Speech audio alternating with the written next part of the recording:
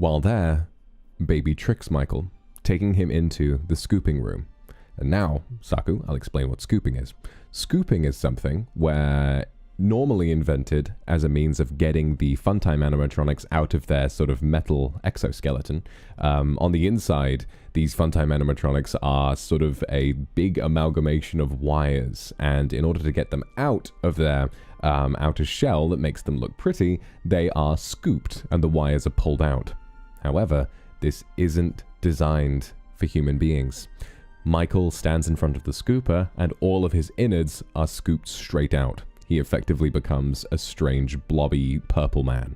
And this is why in Sister Location Custom Night, people tend to get Michael and William Afton confused because they are both purple guys. And actually, this is commented on in the game. Some people say that Michael Afton bears a very striking resemblance to his father, William. And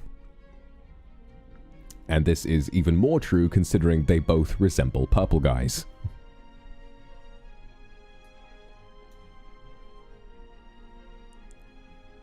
And so, after this, Circus Baby, or Ennard, being a combination of all of the different animatronics together in one blob, crawl inside of Michael Afton, and he, being a weird, gross, purple, decaying corpse, walks out into the world with all of these animatronics hiding inside him. He vomits them up into the sewers, and they escape until the future. Until the future. Yes, he becomes Purple Shrek like Thanos.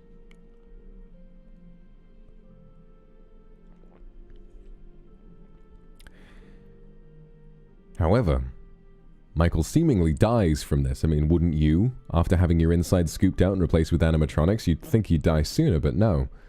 Something else happens, and Michael Afton just kind of stays alive. And if you complete Golden Freddy mode on very hard in Sister Location Custom Night, there is a cutscene where Michael literally says, "I should be dead, but I'm not." And so, sort of at the same time, I believe, the crying child is in his coma and he shortly passes away. And not before at the end, his psychic friend Fredbear turns to him and says, "I will put you back together." What this means is perhaps left up for debate, but I think it has some significance with something that happens in the most recent installment.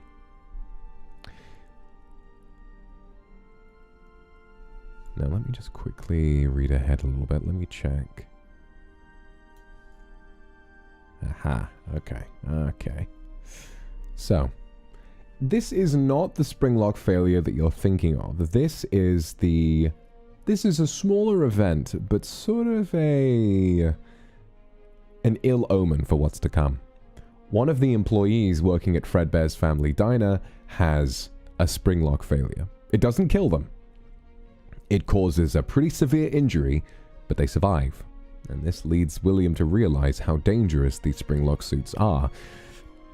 You'd think he would have realized sooner after his own son got his head bitten off, but you know, he's not a very smart guy. Genius Nasty, thank you very much for the Arcuspa.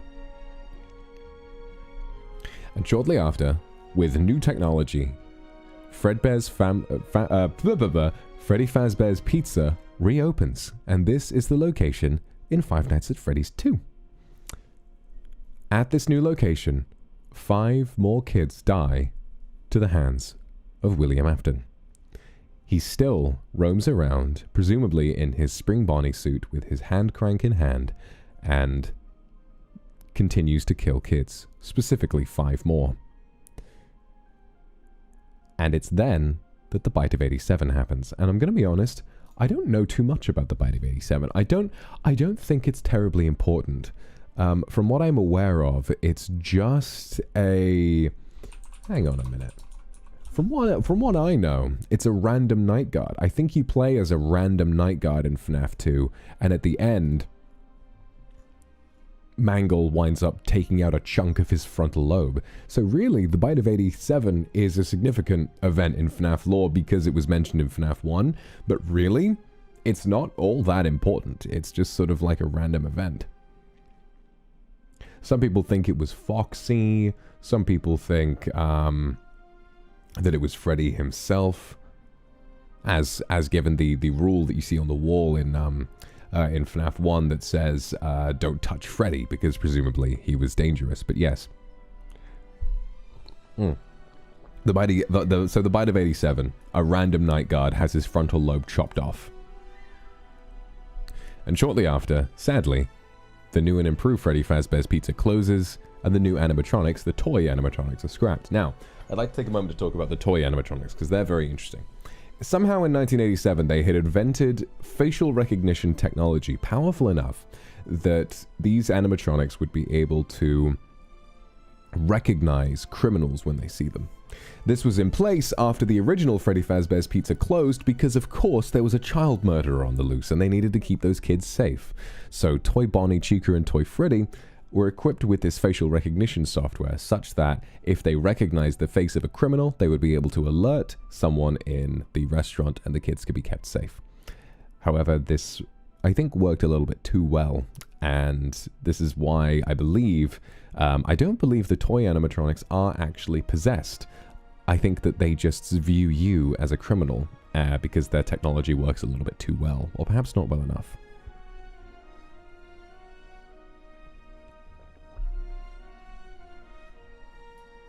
And shortly after this, somehow, still operating as a corporate entity, after multiple deaths, 2 sets of dead kids,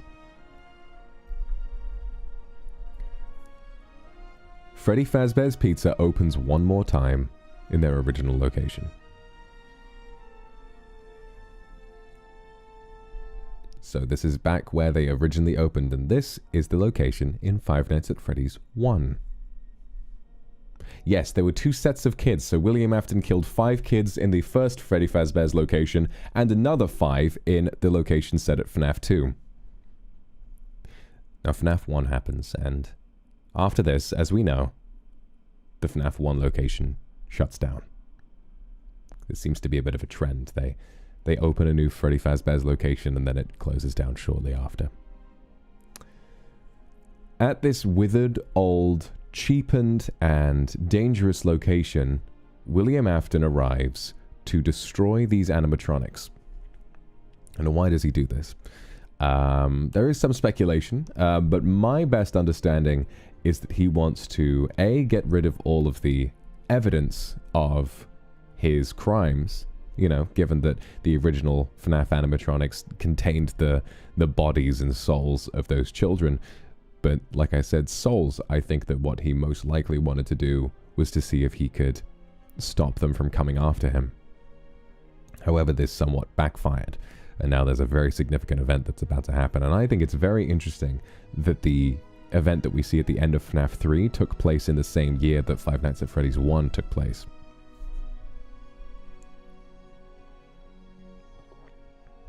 The timeline seems a bit off. Yeah, it does. I have a pretty decent knowledge of this stuff. I have a timeline open just so I have something to refer to. But yes, at this point it is 10 kids that have been killed, excluding, of course, Elizabeth and the crying child. Yeah, there's probably decent bits that I've got wrong, but this is the understanding of the lore that I have after having played all the games. So, probably the most significant event in the entire FNAF timeline, William Afton heads back and dismantles all of the original animatronics, but in doing so, frees the spirits of the children.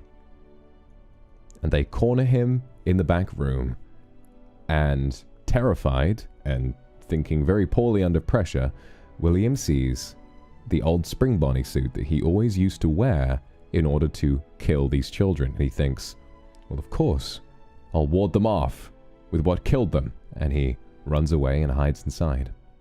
This building has been decommissioned for quite some time. The roof is leaking, it's cold, and when hiding inside, the ceiling leaks, the spring locks of the suit get wet, and William is spring-trapped. These spring locks close around him, and pretty much instantly he is killed. Very slowly and very painfully. So not instantly, but it's about as fitting of a death as you can imagine for a unstoppable child murderer. a number of years pass. Yes, it's...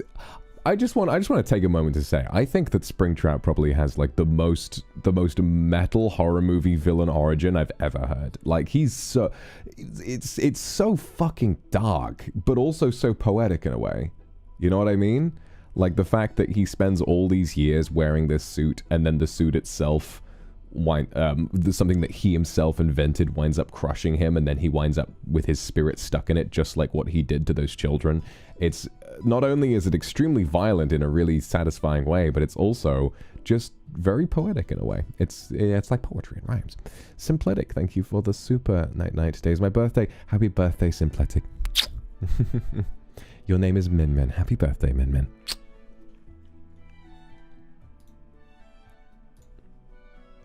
And then thereafter, right, this timeline really doesn't go very far at all.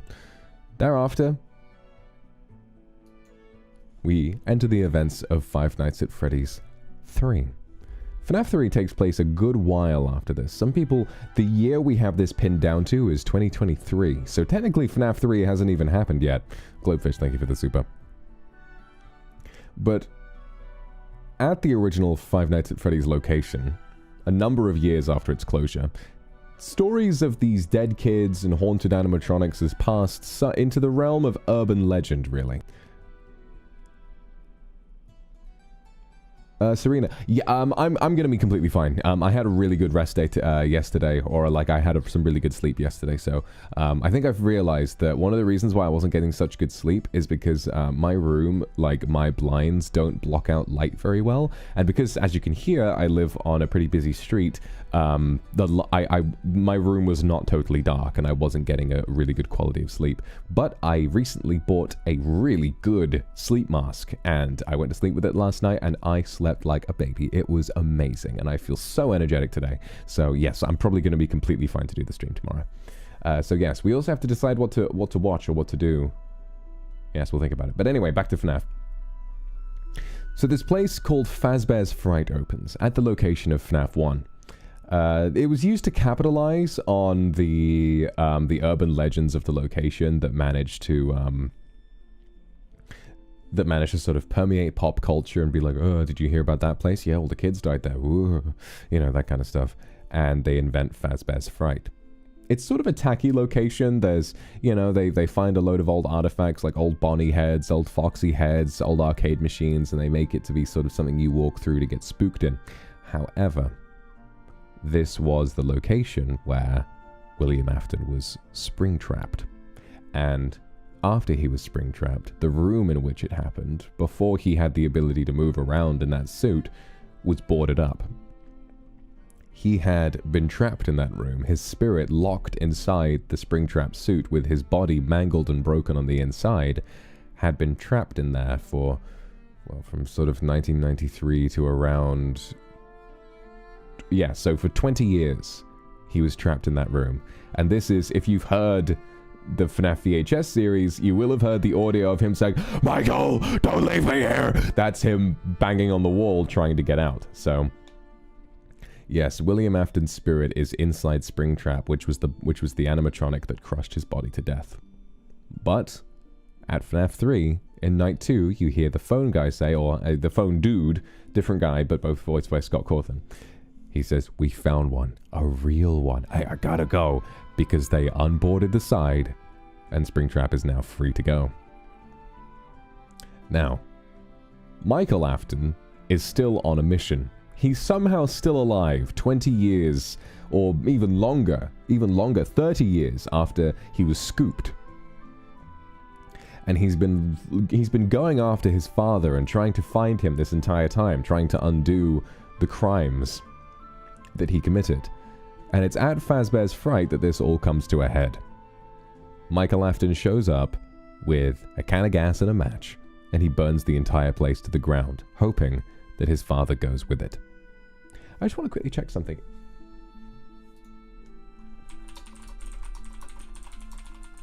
Do you play as Michael Afton in FNAF 3? Yes. Yeah, no. So, in FNAF 3, you are Michael Afton. And... don't leave me here. And so in order to get rid of his father, he works there, survives 5 nights at Freddy's, and burns the place to the ground. This, however, doesn't quite work, because as we know, William Afton always comes back. Thereafter, Henry Emily has a plan.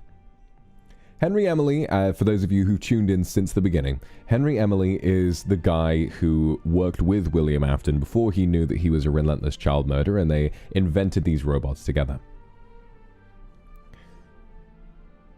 Henry Emily wants to not only right the wrongs of his evil business partner, but also to get revenge for the death of his daughter, and so he forms a plan. It's believed that there are two things sort of keeping these children trapped in these animatronic suits: agony and remnant. I don't know too much about these things, but agony is quite self-explanatory. Agony is what happens when a spirit is tortured, and it sort of has this physical relationship with the world where if a spirit suffers enough agony, they find themselves trapped on Earth, perhaps? I don't know too much about it, but essentially there are all these kind of midichlorian style fantasy concepts that are keeping these kids on Earth, inhabiting these animatronics. But Henry's idea is that if they are burned, these spirits can finally be set free. And so, Freddy Fazbear's Pizza Place, or the location that you purchase in FNAF 6, the pizzeria simulator, the concept for this is born. Henry Emily is the cassette man who says, what does he say? You've been checking outside at the end of your shift on, as specified under paragraph 4. While there, you operate this pizzeria simulator. You are still, by the way, Michael Afton is still on the loose, and he is still trying to find and kill his father and right the wrongs committed by both him and his own father. Yes, FNAF villains are seemingly stronger than most anime protagonists. They just keep coming back. As told to Michael Afton, you want them all to be in one place. And over the course of this game, 4 key animatronics arrive and start patrolling the pizzeria.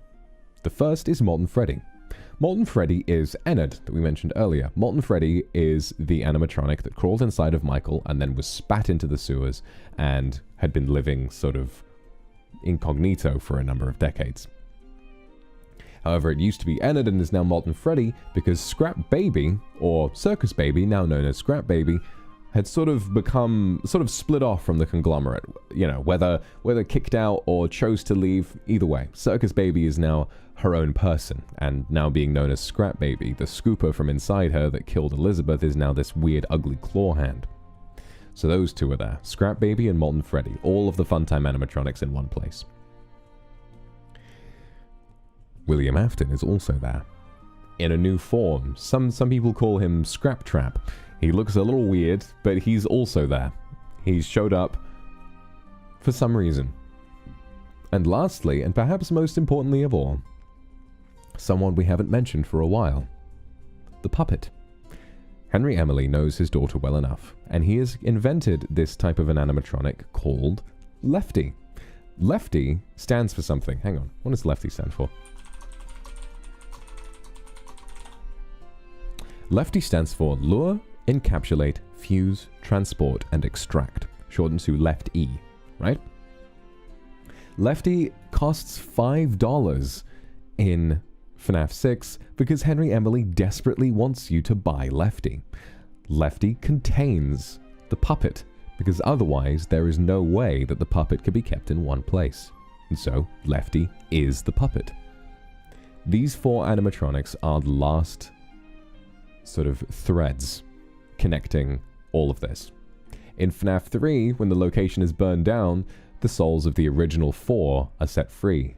Freddy Fazbear, Bonnie, Chica, and Foxy. They're already dealt with. And this was most likely how Henry Emily became aware that this was a concept that would work. And so at the end of FNAF 6, with all of the animatronics together in one place, Henry Emily burns the building to the ground in that incredible ending speech, which I still think is one of my favorite cutscenes in any game. Connection terminated. I'm sorry, Elizabeth, but I'm afraid you've been misinformed. You are not here to receive a gift, nor have you been called here by the individual you assume, but you have indeed been called. You have all been called here, invited to a labyrinth of sights and smells, misdirection and misfortune. Chasing the cries of children in some unseen chamber, always seeming so near, and yet somehow out of reach.